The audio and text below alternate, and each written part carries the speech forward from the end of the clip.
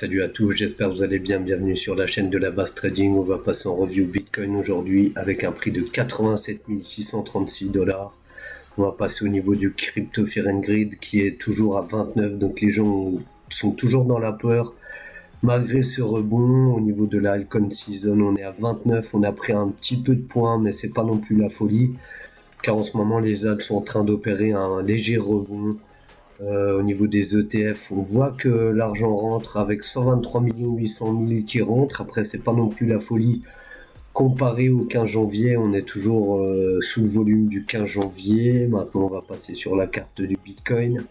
On voit qu'en weekly, on avait opéré un rejet au niveau de la MA18 et un order block de vente en train de se créer. Si on va pas aller retaper le ruban, cet order block de vente sera effectif pour ensuite faire une continuation baissière. Et lorsqu'on aura un bottom, on aura cette target des 97, 91 comme target pour la vente. Pour l'instant, on n'y est pas encore. On va voir la semaine comment ça se finit. Au niveau du daily, on va mettre les niveaux qu'on avait déterminés. On avait vu qu'il fallait une clôture au-dessus des 88 800 $ avec une belle bougie verte pour inverser la tendance. Ça fait 2 fois qu'on opère un rejet. On va aller voir sur le H4. Il a tenté cette nuit de casser cette zone. On voit que la zone vraiment fait effectif de résistance. Là actuellement, on pourrait prendre ça comme support. On va vérifier au niveau du volume profile. On voit que les boules qui avaient acheté le range ont toujours la tête sous l'eau, et les boules ici donc au niveau des 88 000, 87 792 sont en train d'essayer de poser un bottom. On va regarder au niveau du volume. Le volume descend toujours, c'est pas non plus la folie au niveau du volume, mais on voit que quand même les boules sont en train de rentrer. On va passer au niveau du H1. Donc au niveau du H1, on a eu un fake out voilà, avec un doji. Donc ça nous indiquait quand même qu'on pouvait avoir un retournement, une petite chasse liquide pour dégager tous ceux qui ont tenté le short.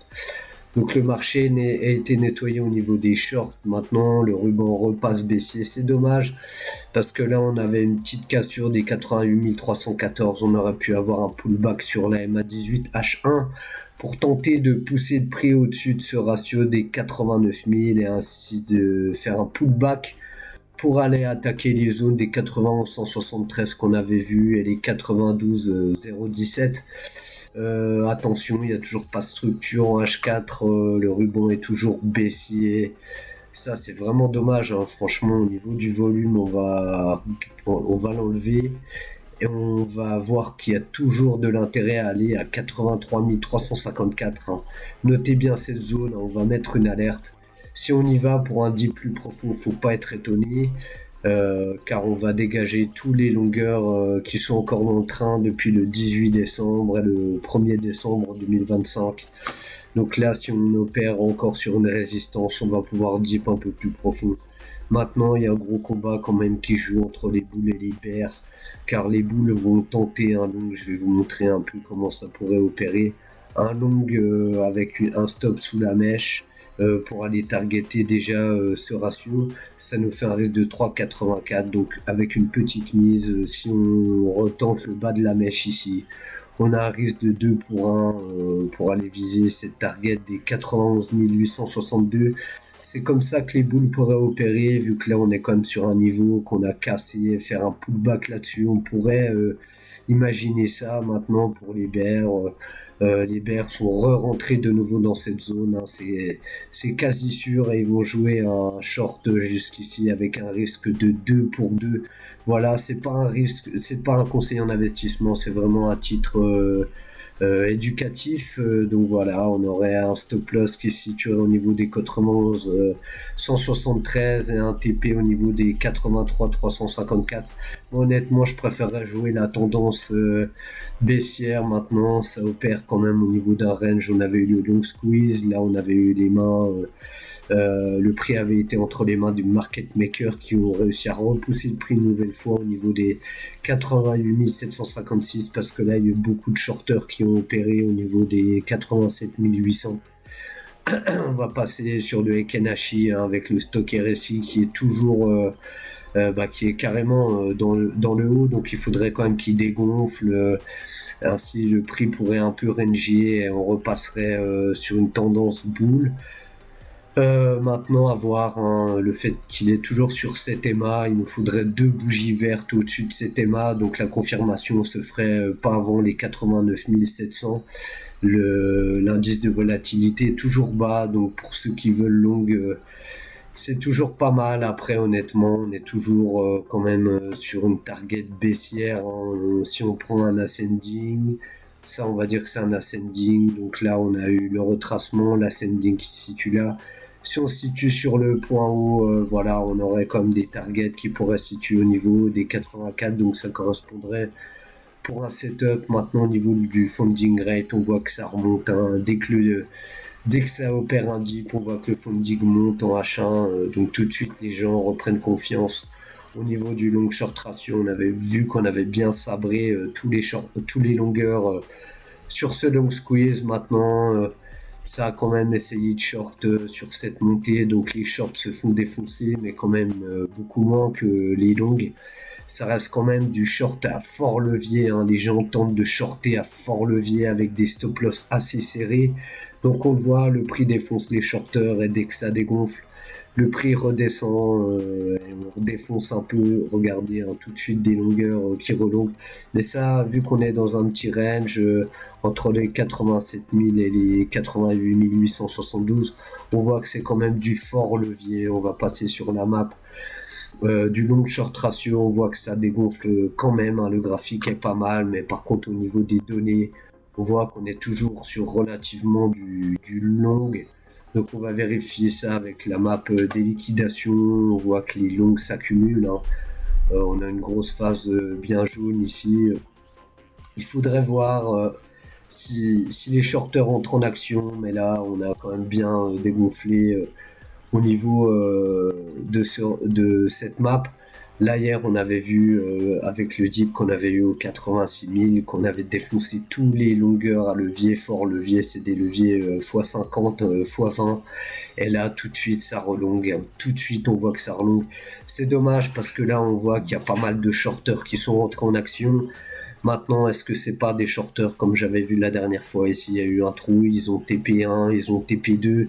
Donc maintenant, ils ont mis leur stop à BE et le prix descend. On pourrait avoir encore un petit long hein, au niveau de la map qu'on a vu ici, au niveau des dollars, des 91 173, ce qui permettrait de défoncer, voilà, 91 173, ça arriverait là. Il y a quand même un beau cluster ici, donc ça serait au-dessus de la mèche qu'on avait eu ici, hein, vraiment ici. On l'a noté, on va mettre une petite alerte hein, quand même. En fait, les zones importantes, c'est au cas où on casse ici, hein, voilà, on pourrait casser, faire un pullback et faire une continuation baissière afin de chasser les stops là, les stops daily qu'on a vu qui restent ici et ici.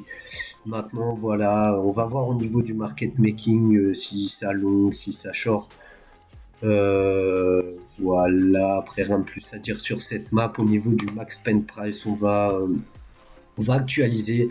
On a vu qu'hier il y avait quand même beaucoup de shorts qui mettaient leur stop au niveau des 786, donc des 88 756, et on voit que ça a vachement dégonflé. Donc là les longues retest du levier, beaucoup de liquidation de 86 000, et là tout ce qui est jaune hein, c'est les 50% de leverage jusqu'au 85 565.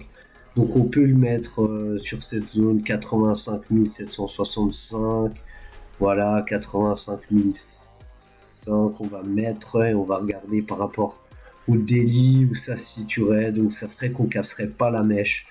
Voilà, on serait carrément dans ces 2 bougies.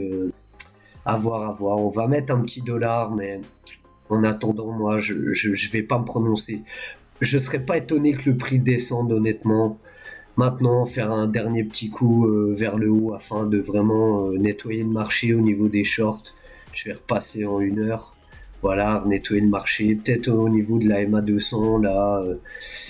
Ça serait pas étonnant pour une hausse comme ça, essayer de tenter un pullback, mais au final ça serait une chasse au stop et pour descendre par la suite. Moi j'ai toujours un biais bearish déjà, tant que le ruban ne repasse pas boule au niveau du H4, tant que la MA18 ne repasse pas boule, je vais pas changer de biais, je préfère faire de la continuation baissière, donc là j'aurais pu prendre un short, mais c'était à 5 heures du matin, bon, malheureusement pour moi je dormais.